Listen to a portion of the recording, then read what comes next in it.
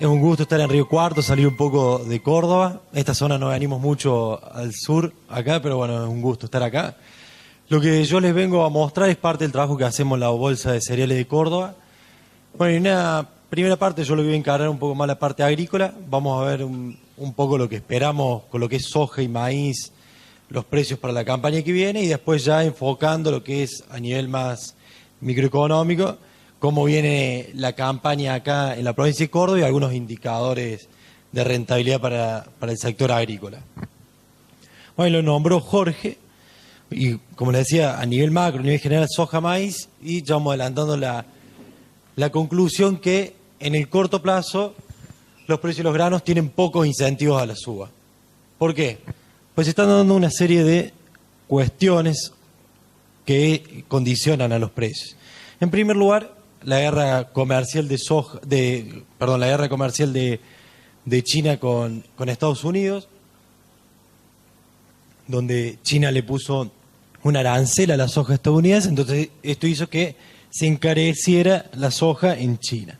Entonces, estas son imágenes que se ven esta semana en diarios de Estados Unidos, en Dakota del Norte, donde están teniendo problemas para guardar la soja porque primero que tuvieron una cosecha récord, vienen de varias cosechas récord y estos tienen stocks impresionantes, no saben qué hacer con esa soja porque no la pueden colocar en el mercado chino, que era su principal cliente. Entonces esto genera dos cosas. Por un lado, nos dio una oportunidad a los precios de la soja sudamericana, y ya se lo voy a mostrar, y unos incentivos a la próxima campaña de sembrar más maíz. Esta había sido la campaña anterior, había sido la primera campaña en la historia de Estados Unidos donde se sembraba más soja que maíz. Pero bueno, ahora parecería que esto retornaría de nuevo, que se sembrara más maíz. ¿Cómo impactó esto? Bueno, ahí en ese gráfico ven las importaciones de China de soja, miren cómo creció. Ahí tenemos en el 2012-2013 eran 60 millones de toneladas y este año se esperaban más de 100 millones de toneladas que China importara. Casi dos producciones argentinas importaba China. Y al comienzo de esta campaña se esperaba que importara 103 millones de toneladas y superara por primera vez las 100 millones de toneladas, pero con esta guerra comercial se ajustaron las proyecciones y terminarían importando 90 millones de toneladas. ¿A quién le dejarían de comprar? ¿A quién le dejaron de comprar? Fue a Estados Unidos, que como les mostraba, estos son los stocks, las existencias que tienen de soja los Estados Unidos, donde miren cómo aumentaron en este año y se ubicarían en un récord. ¿Y quién fue el principal ganador con esta guerra comercial? Estados Unidos, donde Brasil, donde exportó 76 millones de toneladas, siendo China el principal destino de su soja. Eso estamos hablando de soja sin procesar, no aceite ni harina. Y por contraparte también Argentina, que a pesar de su mala cosecha, también aumentó las exportaciones del poroto de soja hacia China. Bueno, pero la cosecha norteamericana ya es un hecho, ya impactó en los precios, y ahora lo que están mirando todos los analistas de mercado es lo que va a pasar aquí en el hemisferio sur con lo que pasa en la soja de Brasil y de Argentina. Bueno, porque como todos saben, tenemos tres grandes jugadores en el mercado mundial de soja, que es Estados Unidos, Brasil y Argentina. Entonces, para esta campaña, también que no son muy buenas noticias para los precios, porque ¿qué pasa? Se espera un aumento en el área sembrada, en lo que es el Mercosur, también acá contabilizando Paraguay y Uruguay, donde se sembraría un récord de cerca de 60 millones de hectáreas, y tendríamos también una producción récord de 190 millones de toneladas.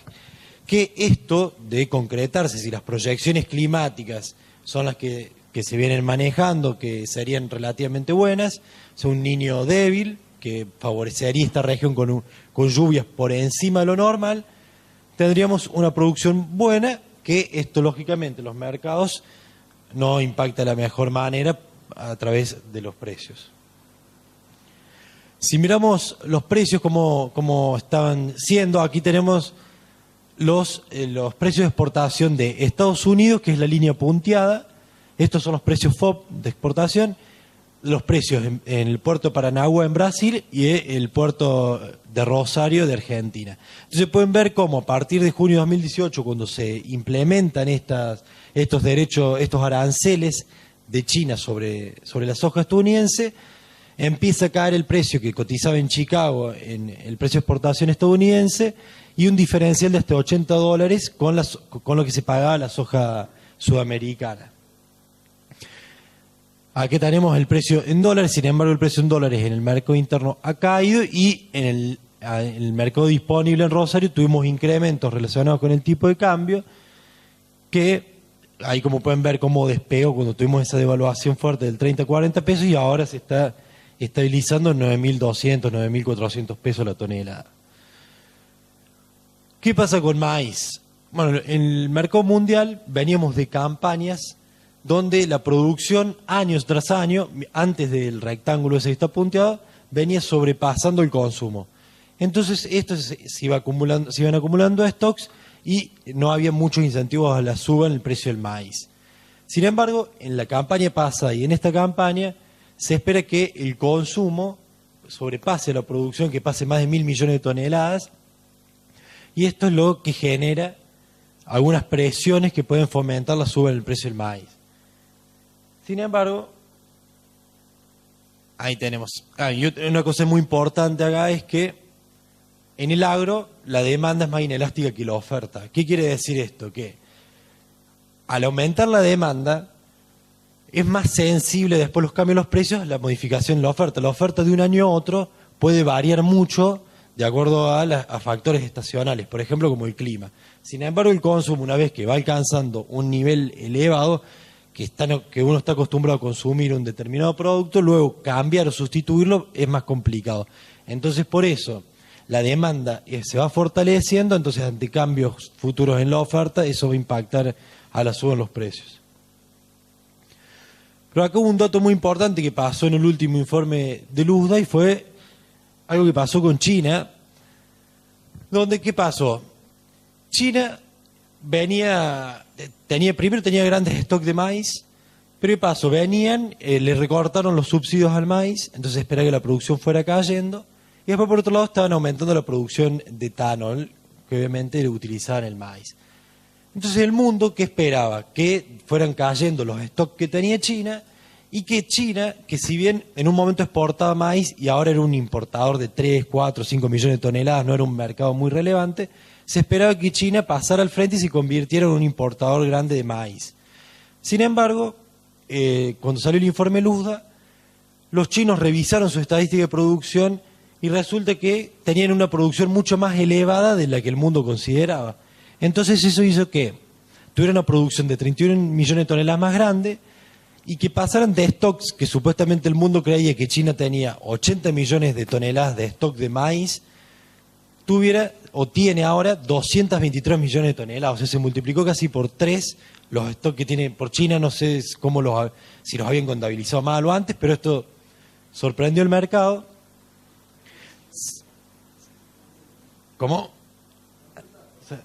Cambiaron el dato, pero fue muy fuerte. Pero ¿qué pasa? Ahí les puse que el mercado veía que China podía convertirse en un gran importador de maíz, pero bueno, esto lo que pasa con estos nuevos datos es que por ahora no. ¿Qué quiere decir China con esto? Que tengo 223 millones de toneladas de stocks, por ahora no necesito de ese maíz. Y esta situación tampoco amenaza los precios externos, porque China no va a volcar este maíz de más a los mercados externos, sino que los tiene como stock para su consumo interno. Entonces, por eso no afecta los precios. Si se pusiera a vender esos stocks en el mercado mundial, obviamente deprimiría esos precios. En Estados Unidos, bueno, tuvimos una menor producción y estamos teniendo una caída en los stocks, que eso es lo que está sosteniendo los precios. Y si no tenemos en cuenta China, que China tiene stocks, como vimos, gigantescos, sin tener en cuenta China, los stocks a nivel mundial de maíz vienen cayendo y se ubicarían en uno de los niveles más bajos de los últimos años. Entonces, por este lado ahí viene la presión sobre los precios del maíz. ¿Qué pasa en el hemisferio sur? En el hemisferio sur, porque ya obviamente esto también es cosa del pasado, del maíz estadounidense que ya está prácticamente cosechado. Para la nueva campaña, en maíz, en Brasil volvería a sembrar, tendría una buena siembra, sería la segunda área más grande de la historia. Y la producción, si también responde los cultivos, como esperemos que en Argentina, con buen clima, tendría la segunda producción más alta de la historia, que alcanzaría las 90 millones de toneladas, que está por debajo, 8 millones por debajo del máximo que tuvo hace 2 años, pero un crecimiento grande respecto al año anterior. ¿Y esto por qué es importante para Argentina mirar lo que pasa en Brasil? Brasil siembra 2 maíces, por así decirlo. Tiene el maíz temprano y después el maíz tardío, que lo suele sembrar después de la soja. Entonces ese maíz que siembra, el maíz safrinha, lo suele cosechar en agosto, septiembre. Entonces miren, esa barra, la que está abajo, es la proporción de maíz de primera, que fue siempre relativamente parecida, salvo el salto que pegó hace 3 campañas. Pero lo otro es el maíz de segunda, ese maíz safrinha, que se empezó a implementar y miren lo que subió y la importancia que tiene. Y hoy ese maíz es el doble de importante que el maíz de primera. ¿Y por qué nos importa? Ahí tienen el 30% de primera y el 70% de segunda. ¿Y por qué nos impacta a Argentina? Porque ese maíz se cosecha cuando nosotros también cosechamos grande parte del maíz, entonces la ventana comercial que tenemos con ese maíz tardío no nos permite aprovechar buenos precios, como si nuestro maíz de primera, que sale en una ventana comercial que tiene mejores oportunidades. ¿Qué esperamos por el lado de Argentina? En Argentina también tendríamos una siembra de maíz récord y una recuperación del rendimiento que haría que la producción de maíz sea récord y alcance cerca de los 50 millones de toneladas. Bueno, y algo muy importante que incide en los precios de las commodities es el precio del petróleo, que en los últimos meses se ha desplomado y pasó de un promedio de $70 a $50 que se ha negociado en los últimos días. Y esto impacta negativamente en el valor de las commodities agrícolas.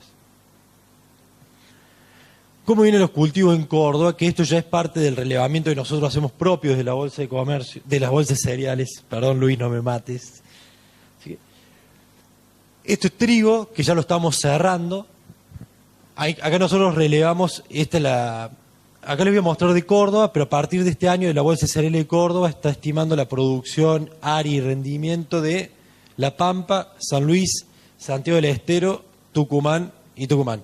Y bueno, en Manía, en unos casos particulares en Buenos Aires. Pero bueno, ya tenemos 5 provincias que estamos relevando estos datos. Lo que fue trigo, venimos de elevadas campañas con grandes áreas sembradas, estos productos de la liberalización del mercado triguero, salvo ahora que de nuevo tenemos las retenciones, pero se sembraron 1.400.000 hectáreas en Córdoba. Y en la última estimación que nosotros tenemos de producción, estamos estimando 3,4 millones de toneladas, que es más baja respecto al año anterior y está 1,5 millones de toneladas por debajo del récord que tuvimos hace 2 años de 5 millones de toneladas. Y esto básicamente es por la caída en el rendimiento, que sería 25 quintales por hectárea para todo Córdoba, contra los 33,5 que tuvimos la campaña pasada. Estos datos yo acá les muestro a nivel provincial, pero los tenemos todos por departamentos y también los rendimientos están a nivel localidad, que son reportados por todos colaboradores, que son productores o técnicos que asesoran, que están distribuidos en la provincia y que voluntariamente nos aportan datos. Nosotros los llamamos una vez cada 15 días pidiéndole datos y en base a esto armamos las estadísticas. Y con el soporte de imágenes satelitales, porque el área también la terminamos con imágenes satelitales. Así que el que se quiera sumar al equipo de colaboradores, después hacemos el contacto porque nos sirven mucho esos datos. Bueno, ¿y qué estamos estimando para maíz ahora que se está sembrando? Estimamos para Córdoba 2,36 millones de hectáreas, que sería un récord también para la provincia de Córdoba. De estas 2,4 millones de hectáreas, el 32% es maíz temprano, que ya se ha sembrado, que son aproximadamente 746.000 hectáreas. Y el maíz tardío, que es el más relevante, 68%, y son 1,6 millones de hectáreas, que esto es lo que yo les decía, la importancia que tiene saber lo del maíz tardío en Brasil, porque cuando tienen una muy buena cosecha ellos, generalmente se deprimen los precios, como pasó el año pasado, en la época de septiembre, octubre, donde tuvimos muy bajos precios, porque Brasil tuvo una cosecha grandísima del maíz safrinha. ¿Y qué pasa para la soja? Bueno, al contrario, tendríamos el área sembrada más chica de los últimos 11 años que nosotros lo que estamos relevando, que serían casi 4 millones de hectáreas. También acá el porcentaje temprano un poco mayor, 42%, 1,7 millones de hectáreas. Y la soja tardía el 60% y son 2,3 millones de hectáreas.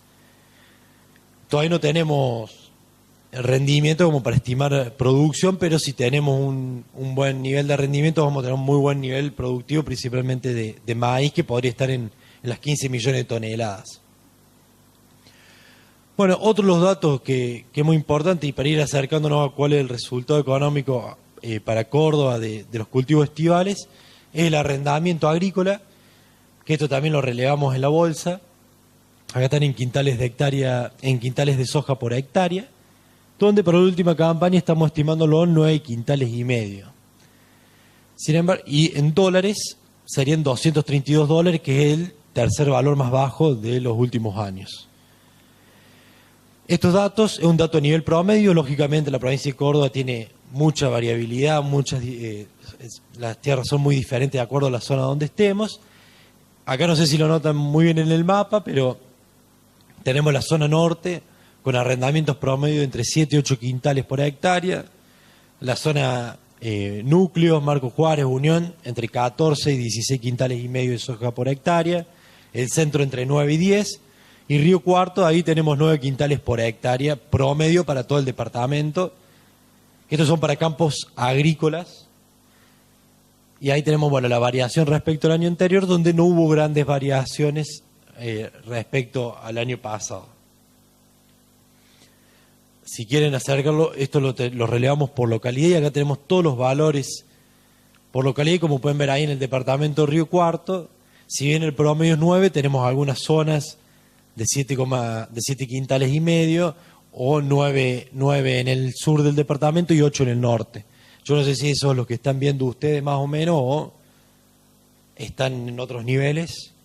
Eso cómo lo están viendo, esos niveles de arrendamiento.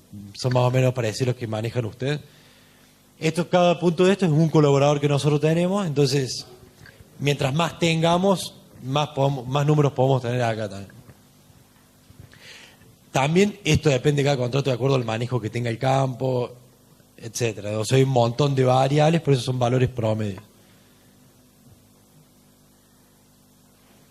Por el lado de los costos, analizando la relación insumo-producto, lo que vemos tanto para maíz como para soja es que obviamente aquellos insumos que están dolarizados, como los fertilizantes, han tenido un gran... Y como han caído los precios en dólares, ahora necesitamos una mayor cantidad de producto de maíz para comprar una determinada cantidad de insumo, mientras que el gasoil o el flete en dólares han caído, lógicamente, porque si bien aumentaron, no han aumentado tanto como lo hizo el tipo de cambio.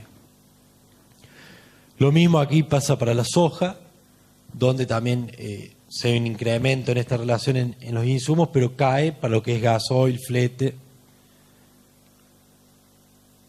Bueno, en cuanto a los precios, acá tenemos el precio de soja, de maíz.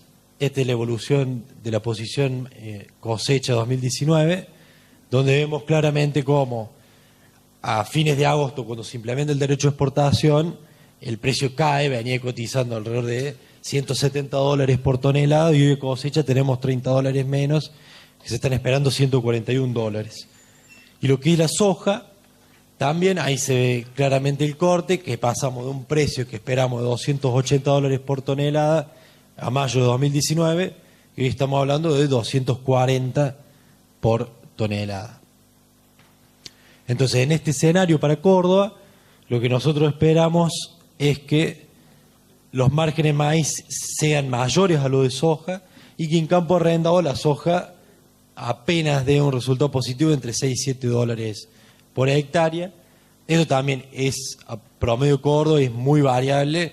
No lo vimos en la zona núcleo con rendimientos mucho más grandes y más cercano al puerto, que zonas más marginales como el norte o sur de la provincia. Ayer estamos hablando con gente que tiene campo en el norte y nos contaban que vienen muy mal con las lluvias en esa zona, ha llovido muy poco, entonces también, dejando de lado esto, y cuando hablamos de producción y de proyecciones de producción, todavía falta un largo trecho hasta que tengamos esa cosecha récord, esa buena cosecha que están hablando los medios de que se va a lograr. Entonces, pasando en limpio, en el corto plazo no tenemos grandes incentivos de precio de grandes subas de los precios, ni en soja ni en maíz. O sea, en el mercado interno, obviamente, el incremento de los precios puede venir dado de la mano del tipo de cambio. El resultado del maíz es mejor que el de la soja y el maíz sigue siendo la mejor opción. Y bueno, y los que le mostré al principio, que mirando ya un poco más, varias campañas más adelante, en lo que es maíz en particular, el fortalecimiento de la demanda que les mostraba al principio es el que le va a poner un piso al precio del maíz y el que puede llegar a sustentar nuevas subas en el futuro. Pero por lo menos, por lo que esperamos la campaña que viene, no hay que esperar grandes cosas. Y si esperamos alguna suba en los precios de soja maíz, porque nos fue mal a nosotros o Brasil. Así que bueno, eso es todo y muchas gracias. Y toda la información que generamos de la bolsa es pública, nos pueden consultar, generamos, como dijo Luis, informes todas las semanas, datos para determinadas zonas en particulares también nos pueden escribir y bueno, lo que quieran estamos a su disposición, así como también el tema de las estaciones meteorológicas, que es algo muy importante que tenemos en la bolsa. Gracias.